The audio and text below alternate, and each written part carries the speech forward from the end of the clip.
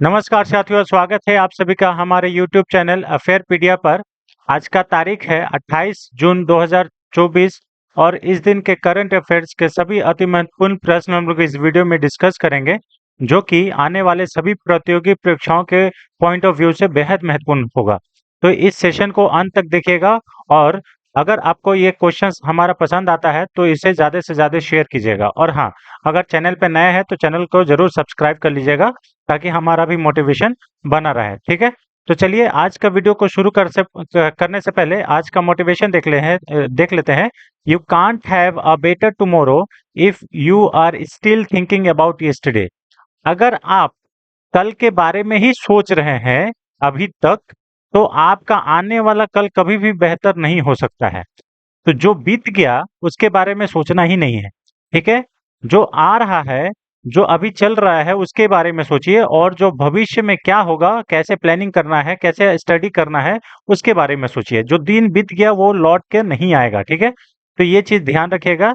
अगर बीते हुए कल के बारे में बैठने मतलब सोचने के लिए बैठ गए तो फिर आपका आने वाला भविष्य मतलब कभी भी अच्छा नहीं होगा, है ना।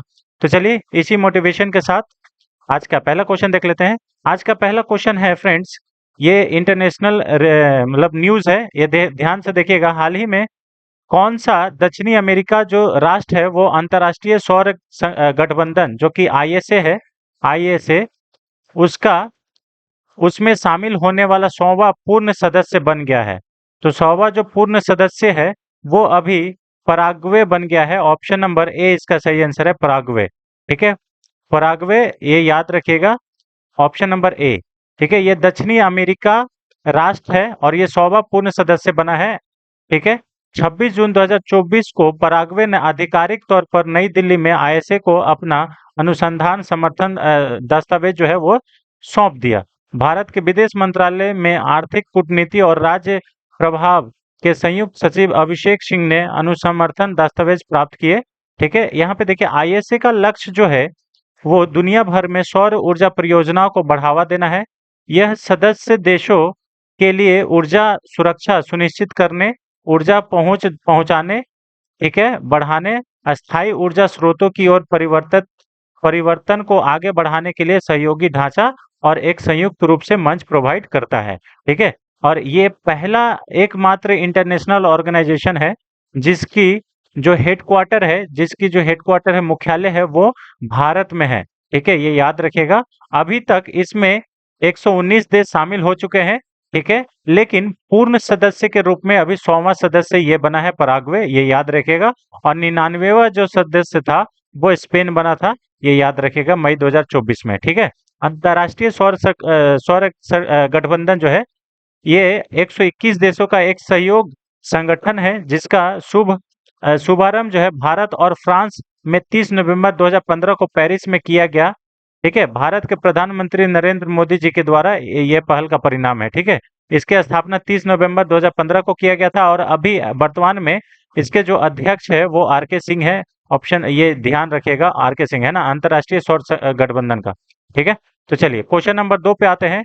हाल ही में 26 जून को 18वीं लोकसभा के दूसरे कार्यकाल के लिए किसे लोकसभा का अध्यक्ष चुना गया है।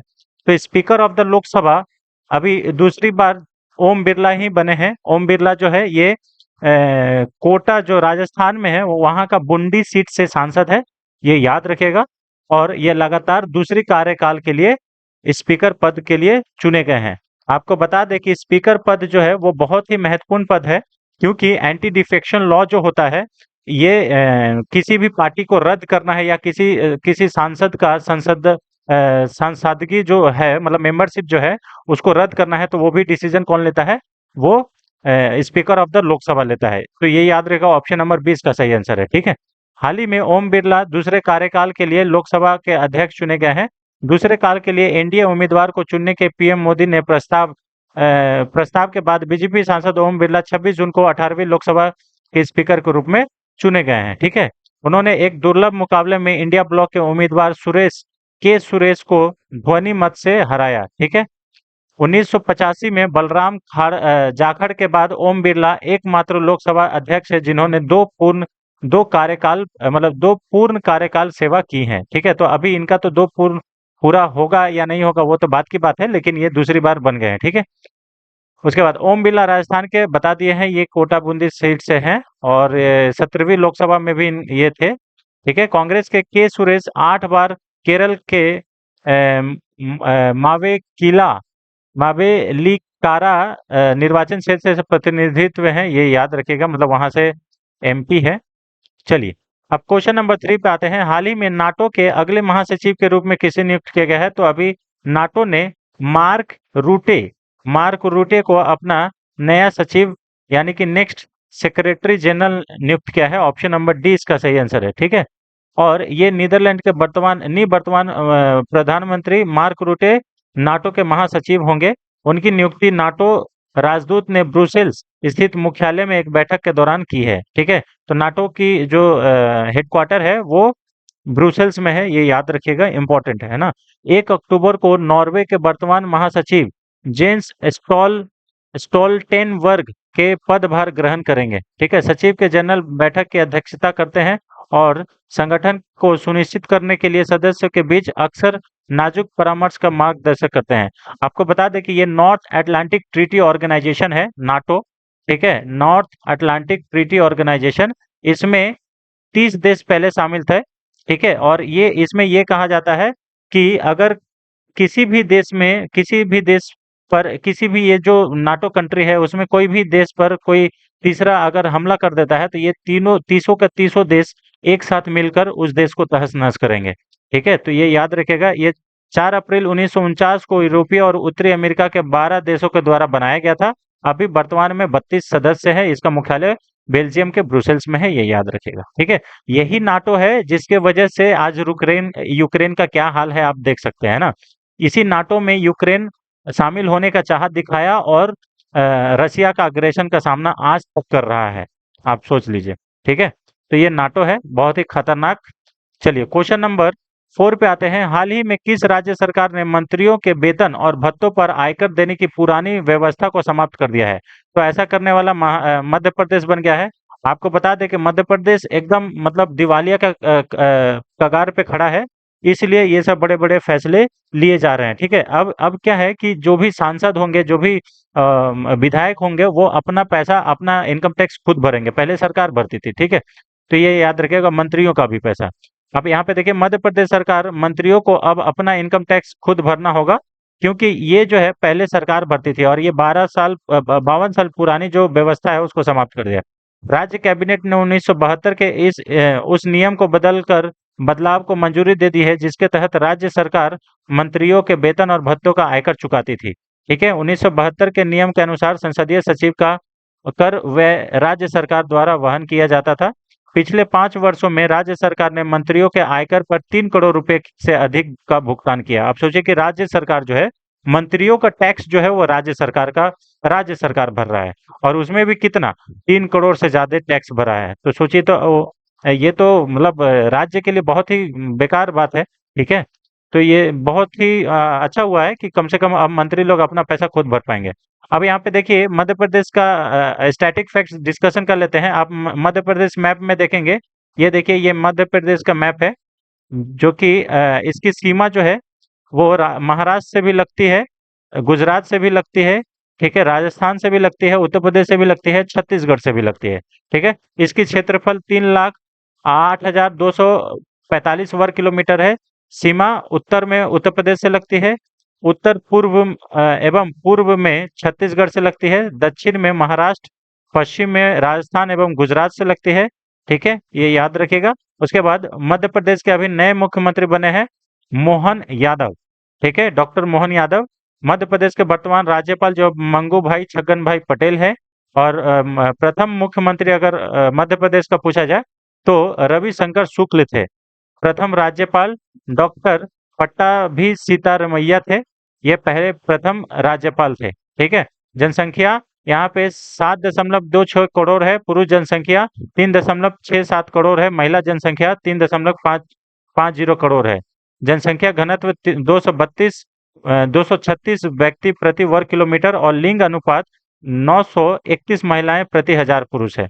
साक्षरता दर अगर राज्य का बात करें तो 69.3% है, जिसमें से पुरुष जो है वो 78.7% साक्षर है और महिला जो है वो 59.2% साक्षर है। यहाँ पे मुख्य भाषा में हिंदू और उर्दू बोली जाती है और जबलपुर यहाँ का हाई कोर्ट है। ठीक है, यहाँ पे 51 सीट है। विधानमंडल एक सदनात्मक है, यानी कि विधानसभा है, विधान परिषद का यहाँ पे नहीं है। ठीक है, उसके बाद देखिए विधानसभा में सदस्यों की संख्या 230, राज्यसभा में सदस्यों की संख्या 11, लोकसभा में 29। ठीक है, प्रमुख खाद्य फसल गेहूं, चावल, ज्वार। राजकीय पशु बारहसिंघा। राजकीय पक्षी दूधराज। राज्य दिवस 1 नवंबर 1956 को तो राज्य दिवस 1 नवंबर को मनाया जाता है। राजकीय वृक्ष बरगद का पेड़ है। ठीक है, और इंदौर जो है वो सबसे क्लीनेस्ट सिटी है भारत का। ठीक है, ये सब देख लीजिएगा, इंपॉर्टेंट है। हीरा पन्ना और डोलोमाइट यहाँ पे पाया जाता है। प्रमुख पुरस्कार कालिदास सम्मान, तानसेन सम्मान, तुलसी सम्मान, जवाहरलाल नेहरू पुरस्कार, ये सब मध्य प्रदेश में ही दिया जाता है। कान्हा राष्ट्रीय उद्यान, गांधी सागर अभयारण्य, पन्ना राष्ट्रीय उद्यान, ये सब सारे मध्य प्रदेश में स्थित है। ठीक है, तो कल भी हमने स्टैटिक फैक्ट्स के बारे में इसमें डिस्कशन किया था। बांध सागर बांध ये सोन नदी पर है। राजघाट बांध बेतवा नदी पर है। गांधी सागर बांध चंबल नदी पर है। ठीक है, चलिए जीआई टैग के बारे में आप लोग देख लीजिएगा। यहाँ पे रतलामी सेव ये भी जीआई टैग मध्य प्रदेश का ही है। ठीक है, महेश्वर साड़ी एवं फैब्रिक ये जीआई टैग वहाँ का ही है। चिन्नौर राइस मध्य प्रदेश का ही जीआई टैग है। क्वेश्चन नंबर 5 पे आते हैं। हाल ही में सेना का नया उप प्रमुख कौन होगा? तो सेना के नया जो उप प्रमुख होंगे वो हैं आरएस राजा सुब्रमणी। ऑप्शन नंबर डी इसका सही आंसर है। एनएस राजा सुब्रमणी, ये ऑप्शन नंबर डी इसका सही आंसर है। ठीक है, लेफ्टिनेंट जनरल एनएस राजा सुब्रमणी सेना के नए प्रमुख होंगे। लेफ्टिनेंट जनरल एनएस सुब्रमणी को वर्तमान में सेना की मध्य कमान लेफ्टिनेंट जनरल उपेंद्र द्विवेदी की जगह लेंगे। लेफ्टिनेंट जनरल द्विवेदी 30 जून को उप सेना प्रमुख के पद से सेनावृत्त यानी कि रिटायर हो जाएंगे। ठीक है, इसीलिए उन्होंने 2020 में उत्तर भारत क्षेत्र और अंबाला के प्रमुख खड़गा कोर की भी कमान संभाली है। तो ये सब देख लीजिएगा। ठीक है, 37 साल का इनका एक्सपीरियंस है काम करने का। चलिए क्वेश्चन नंबर 7 पे आते हैं। हाल ही में निम्नलिखित में से किस राज्य में संपीड़ित बायोगैस का अग्रणी उत्पादन बनाने की क्षमता है? तो ये जो क्षमता है ये उत्तर प्रदेश राज्य में है ना। Which of the following state had potential to become the leading producer of compressed biogas? Compressed biogas जो है वो प्रोड्यूसर बढ़िया बनाने का क्षमता जो है वो उत्तर प्रदेश में है। ऑप्शन नंबर डी इसका सही आंसर है, उत्तर प्रदेश। दिल्ली स्थित think tank centre for science and environment के अनुसार उत्तर प्रदेश भारत की 24% संपीड़न बायोगैस मतलब सीबीजी उत्पन्न करने की क्षमता रखता है। ठीक है, विज्ञान एवं पर्यावरण केंद्र ने उत्तर प्रदेश नवीन एवं नवीकरणीय ऊर्जा विकास एजेंसी के साथ मुजफ्फरनगर में एक संगोष्ठी का आयोजन किया था। इस संगोष्ठी में बात पर प्रकाश डाला गया कि पश्चिमी उत्तर प्रदेश विशेष रूप से मुजफ्फरनगर, मेरठ, सहारनपुर, बिजनौर, ठीक है, बुलंदशहर, अलीगढ़ में विस्फोट फीड्स स्टॉक की प्रचुर उपलब्धता है। ठीक है, इसलिए इसमें ऐसा बात कहा गया है। ठीक है, किफायती परिवहन में दिशा सतत विकल्प योजना के तहत उत्तर प्रदेश 1000 सीबीजी परियोजनाओं पर स्थापित कर सकता है। ठीक है, तो ये इम्पोर्टेंट है बायोगैस के पॉइंट ऑफ व्यू से। उत्तर प्रदेश को याद कर लीजिएगा। अब उत्तर प्रदेश मैप में अगर हम लोग देखें तो यहाँ पे आप देख सकते हैं कि इसकी जो राजधानी जो बाउंड्री है वो नेपाल के साथ भी लगता है, बिहार के साथ भी लगता है, उत्तराखंड के साथ भी लगता है, मध्य प्रदेश के साथ भी लगता है, हरियाणा और राजस्थान के साथ भी लगता है। उत्तर प्रदेश की राजधानी लखनऊ है। यहाँ पे उत्तर में उत्तरांचल यानी कि उत्तराखंड और नेपाल से सीमा साझा करता है। उत्तर पश्चिम में हिमालय प्रदेश से सीमा साझा करता है। पूर्व में बिहार और झारखंड से सीमा साझा करता है। झारखंड से भी देखिए यहाँ पे कर रहा है ना। और उसके बाद पश्चिम में हरियाणा, दिल्ली एवं राजस्थान से करता है।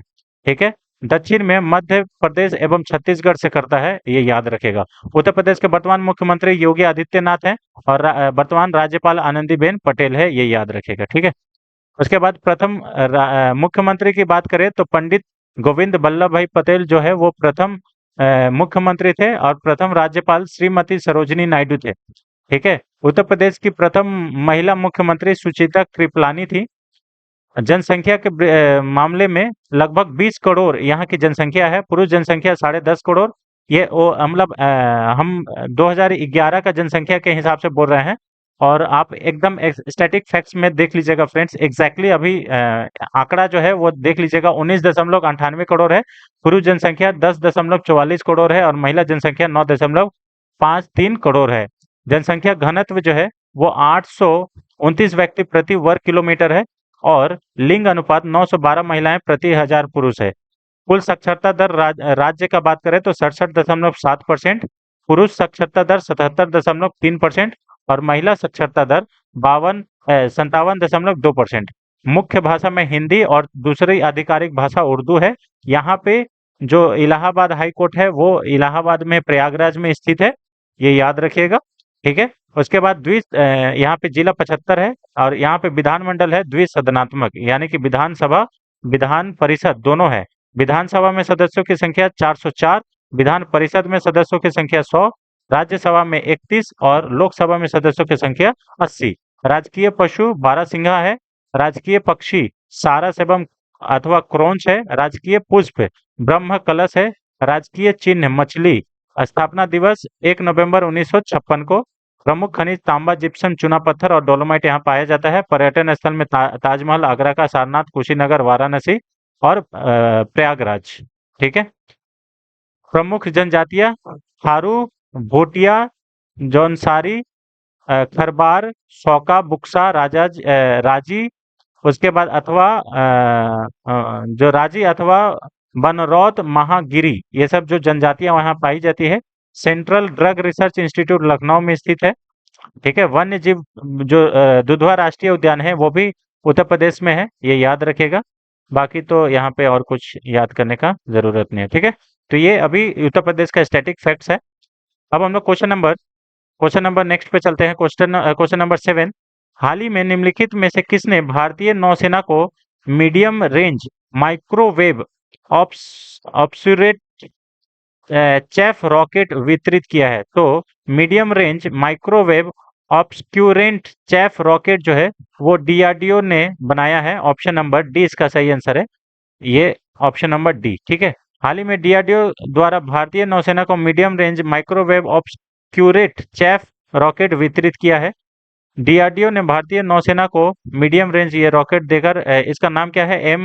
MRMOCR। ठीक है ना, माइक्रोवेव ऑब्स्क्यूरेट चेफ तकनीक जोधपुर में डीआरडीओ की रक्षा प्रयोगशाला द्वारा विकसित की गई है। ठीक है। रॉकेट दागे जाने के बाद यह अंतरिक्ष में एक माइक्रोवेव स्पष्ट बादल बनाता है। यह रेडियो फ्रीक्वेंसी चाहने वाले के शत्रुतापूर्वक खतरों के खिलाफ प्रभावी ढाल बनाता है। ठीक है। दूसरे चरण के परीक्षा में भारतीय नौसेना द्वारा रडार क्रॉस सेक्शन द्वारा एक हवाई लक्ष्य को 90% तक कम करने का प्रदर्शन और मंजूरी दी है। ठीक है। तो ये डीआरडीओ के द्वारा बनाया गया है। ठीक है, इंपॉर्टेंट है। क्वेश्चन नंबर 8 पे आते हैं। हाल ही में भारत के पहले Chadwick House navigating audit heritage संग्रहालय का उद्घाटन किस शहर में किया गया है? तो ये किया गया है शिमला में। ऑप्शन नंबर ए इसका सही आंसर है, शिमला। ठीक है। India first Chadwick House navigating audit heritage museum has been inaugurated at which city? तो ये जो है शिमला में। ऑप्शन नंबर ए इसका सही आंसर है। भारत के पहले Chadwick House navigating audit heritage संग्रहालय का जो उद्घाटन है शिमला में किया गया है। संग्रहालय का उद्घाटन भारत के 14वें नियंत्रक एवं महालेखक परीक्षक गिरीश चंद्र मुर्मू के द्वारा किया गया है। अब यहाँ पे देखिए, नियंत्रक एवं महालेखक परीक्षक जो है ये CAG है ना, CAG controller and auditor general of India. ठीक है, ये 14वें नंबर के है गिरीश चंद्र मुर्मू, ये याद रखिएगा। ठीक है।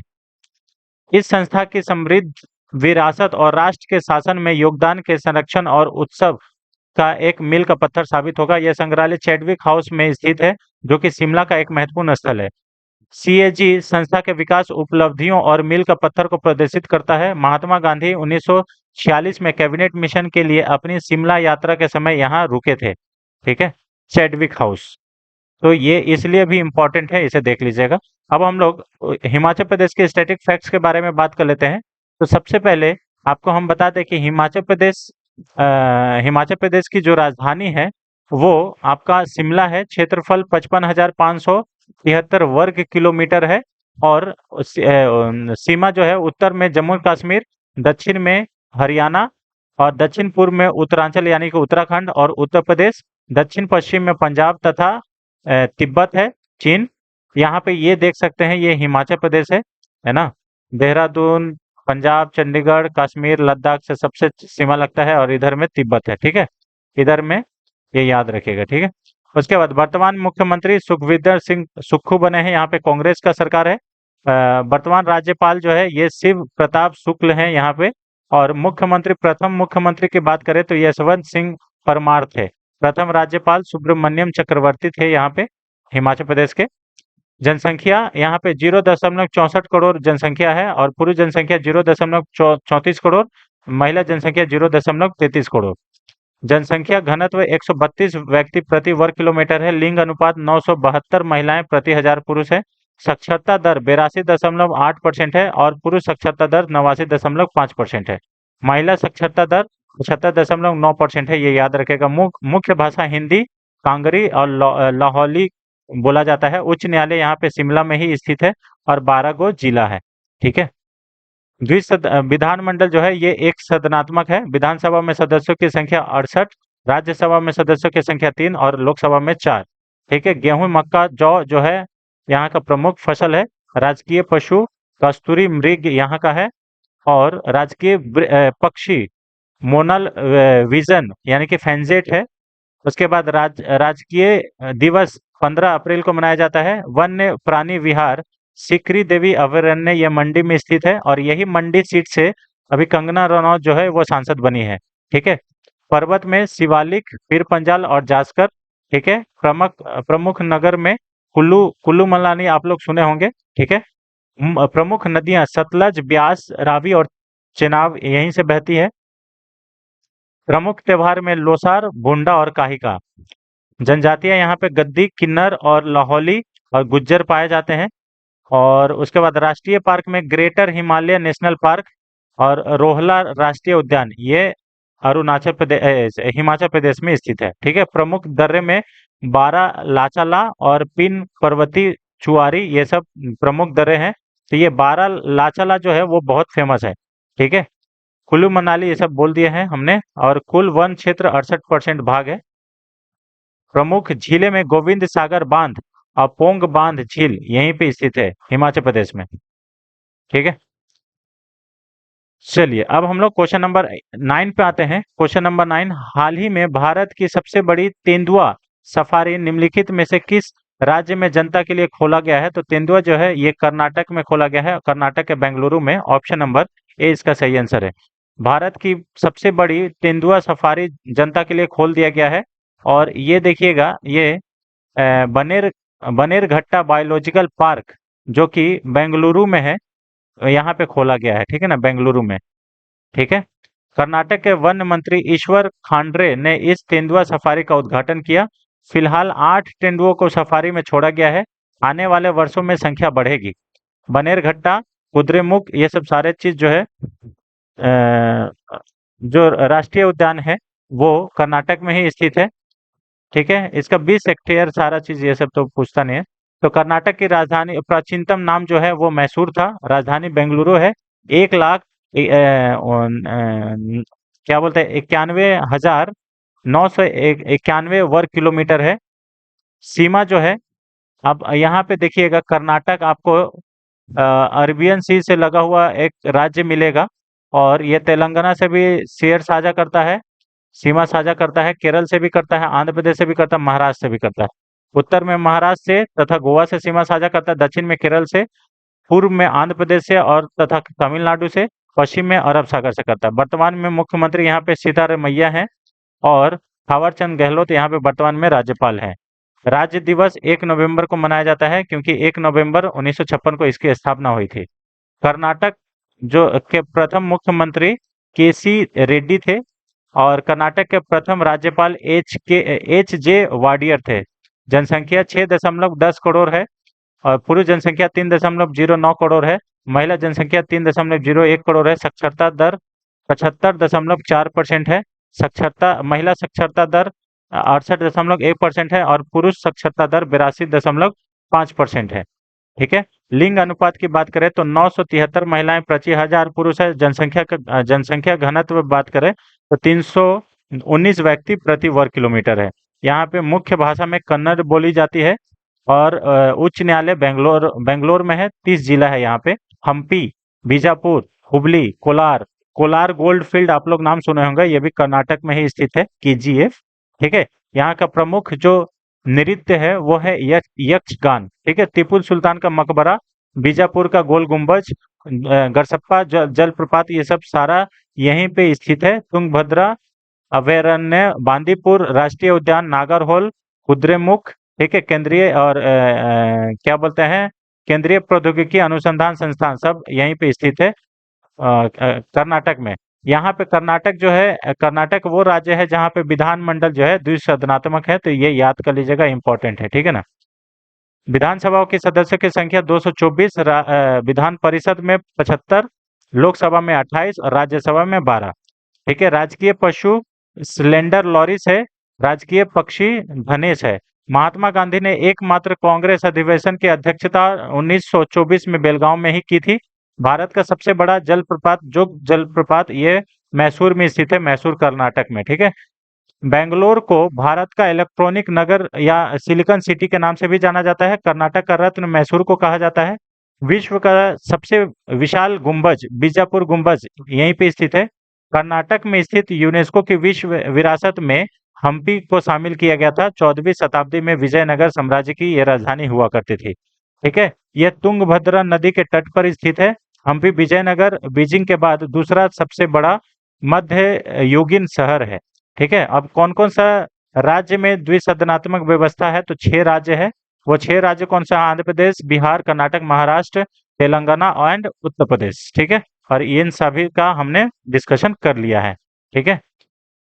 और लास्ट क्वेश्चन आज का फ्रेंड्स, हाल ही में MSME दिवस 2024 कब मनाया गया है? तो MSME दिवस जो है ये 27 जून को मनाया जाता है। ऑप्शन नंबर डी इसका सही आंसर है, 27 जून। ठीक है। आपको मालूम होगा कि यही मंत्रालय जो है वो बिहार के गया के जो मांझी हैं उनको मिला है। ठीक है ना। यही मंत्रालय देखिए, जीतन राम मांझी जो है उनको MSME मंत्रालय मिला है और MSME मंत्रालय ये जो दिवस है 27 जून को मनाया जाता है। 27 जून को सूक्ष्म लघु एवं मध्य आकार के उद्यमी के दिवस मनाया जाता है। ठीक है। इस बार का विषय जो है मतलब थीम जो है, कई संकटों के समय में सतत विकास में तेजी लाने और गरीबी उन्मूलन के लिए सूक्ष्म लघु और मध्यम आकार के उद्यमों की शक्ति और लचीले का लाभ उठाना है। ये इस बार का थीम है ना। हालांकि इतना बड़ा थीम नहीं पूछा जाता है, लेकिन फिर भी आपको बता दिया। ठीक है। तो 27 जून को ये मनाया जाता है, इम्पोर्टेंट है। और इसके जो मंत्री हैं वो अभी जीतन राम मांझी बने हैं मोदी गवर्नमेंट 3.0 में। ठीक है। तो ये याद रखिएगा, इम्पोर्टेंट है। चलिए, और तो इसमें कुछ नहीं है। According to MSME ministry financial year 2023 annual report के हिसाब से India has around 63 million MSME। This number is second only to China around 140 million micro and small enterprises. तो अभी भारत में 63 मिलियन MSME है, जो कि चाइना में 140 मिलियन है, उसके बाद भारत में है। ठीक है। तो ये फाइनेंशियल ईयर 2023 के रिपोर्ट के अनुसार है, ये याद रखिएगा। ठीक है। तो ये रहा फ्रेंड्स आज का 10 अति महत्वपूर्ण प्रश्न, जो कि आने वाले सभी प्रतियोगी परीक्षाओं के पॉइंट ऑफ व्यू से बेहद महत्वपूर्ण होगा। तो अगर आप हमारे चैनल पर नए हैं तो चैनल को जरूर सब्सक्राइब कर ले और इसे ज्यादा से ज्यादा शेयर करें। Thanks for watching friends, thank you so much. मिलते हैं नेक्स्ट वीडियो में, तब तक के लिए जय Hind. Thank you so much.